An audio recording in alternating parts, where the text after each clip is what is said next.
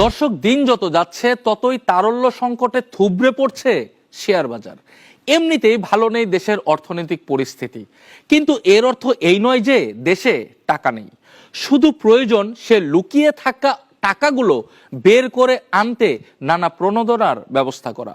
ভয়ভীতি কিংবা আতঙ্ক নয়, দেশের ক্রান্তিকাল কাটাতে প্রয়োজন সকলের একযোগে কাজ করা।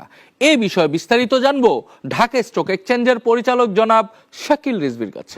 বাংলাদেশে যে টাকাগুলোর প্রবাহ বাড়াইতে হইলে স্টক মার্কেটকেই গুরুত্বটা দিতে হবে এবং স্টক মার্কেটে বিনিয়োগ করলে ইনসেনটিভ থাকতে হবে, ডিভিডেন্ডের উপরে ট্যাক্স কমানো এবং যদি নতুন কারা বিনিয়োগ করে সেইখানে উৎসাহ দেওয়া এবং নতুন লিস্টেড কোম্পানি হইলে ট্যাক্সের বেনিফিট দেওয়া। মনে হবে যে আমি ট্যাক্সে অনেক ঠকে যাচ্ছি, আসলে টোটাল অর্থনীতি যখন গতিশীল হবে এইটা কিন্তু কোনো ব্যাপারই না।